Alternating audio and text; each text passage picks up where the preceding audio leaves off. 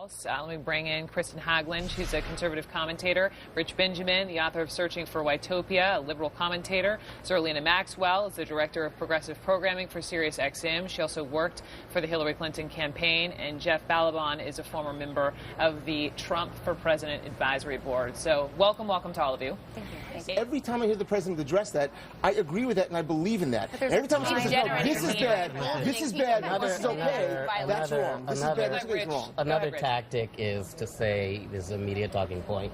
So that doesn't excuse the more than 13 Republican senators who have came out against it. Right. The business people, I suppose we're all in this media conspiracy to download the president. It's been very successful at hurting them politically. I think the difference between the speeches I heard, one was for a defined audience, i.e. the veterans, and then the other speech, I watched it and I was scratching my head and wondering, what's the purpose of this rally? What does it serve? Why are taxpayers paying for this man to go to Phoenix with an ill-defined message, with an ill-defined purpose, and then spew this stuff? It was a rally, and so that difference of audience, that difference of tone, that difference is message. No wonder people are wondering, is Trump throwing more red meat to his base in light of Stephen Bannon's departure? Right. There was such an ill-defined notion to the Phoenix rally versus the veterans rally. Which I think Kirsten hit the nail on the head. Yeah. It is a problem for Republicans, right? Yeah. Because at the end of the day, this is the commander-in-chief, and he's unifier, and he wants to win, right? You want wins in Congress, and thus far, there really aren't any. And the fact that he hasn't spoken to the Senate Majority Leader and will not do so until Labor Day, that he's thrown multiple Republicans under the bus. You know, I was talking to Rich Galen, who's been around Washington for a long, long time, and I said, Rich, he's a Republican strategist. I said, Rich, does he understand how Washington works? And he said, no.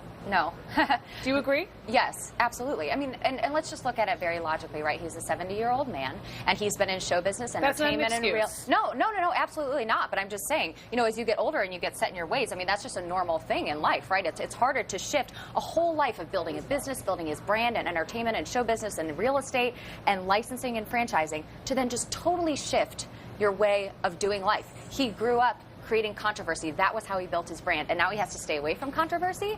It's a huge, huge shift. And so I'm saying that's the reality that we're living in. And, I think that a lot of us on the right thought, okay, when you first came into 2016, how can we rebrand as a party? How can we, move forward with a new vision? Then Trump came along. So a lot of people tried to come around and say, how can we, kind of infiltrate the administration and try to lead him in a way to understand how Washington works? That's not happening. And if he's going to try to continue to have these successful rallies, eventually he's going to have to deliver on the things that they want. Tax reform is the next big thing on the agenda. And as it stands right now, there's not the unity in the party to really be able to accomplish it. How can he deliver if, he's been successful so far in his private life? It loves, enjoys controversy and having a villain, let's say. How can that work to help him with these Republicans? Can it? Look, there's no question there's a clash of cultures here, but remember, there were 17 people vying for this primary, in this Republican primary, and all of them had one message. It's me against Washington. I'm the outsider. Turns out the only one, well, maybe there were others, but this one, our president, he wasn't making it up. He's an outsider. He's not Washington. And the truth of it is, I don't think that hurts him with the base. The fact that there's tension between the two branches happens all the time. It's not even a footnote. The fact that he says something... Not even a footnote? Not even a footnote in our history. Public belittling of a Senate Majority Leader who he needs to be working mano a mano with. Reagan and Tip O'Neill got along in the 1980s. That's how they got tax reform passed, and so many other things. Different parties. It'll be more than a footnote if your party controls all three branches of government and you accomplish nothing. Right. I heard the word distraction 3 times from Mr. Acosta. The question becomes distraction from what? Right. 7 months into this presidency, nothing to show for itself. Really? I don't know. Nothing Stock market's to show for raging. Itself. Employment's doing great. And GDP is up. doing. You didn't give Obama credit, so I'm not going to give Trump credit for that. Yeah. Well, okay, I'm giving the right guy credit for it. I'm sorry. The president the fact is, $1.6 billion passed through the House to help build the border wall. That's a great thing. Cracking down on immigration is a great thing. Hasn't passed yet. All right, listen. It's still early days. I think we're going to do just fine. 7 months? Reality, yes, I think we're just fine. But the reality is, yes, there's definitely, it's a clash of cultures. When he talks about draining the swamp, he didn't walk into his home turf.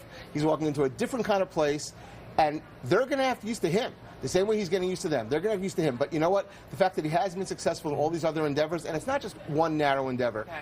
I have a lot of faith in his ability to do it. I am not in the least bit concerned that there's a little bit of rhetoric going back and forth when a senator decides to kill health care reform, that there's fingers being pointed. That's just Still, fine. you don't criticize a man undergoing brain cancer treatment. Yeah. I will, you know, for John McCain. Honestly, he wasn't talking about that. He didn't name him No, he was last talking about night. that. He was talking about. But I hear you. Right. I hear you. And they have a list of to-dos come in September. We shall see.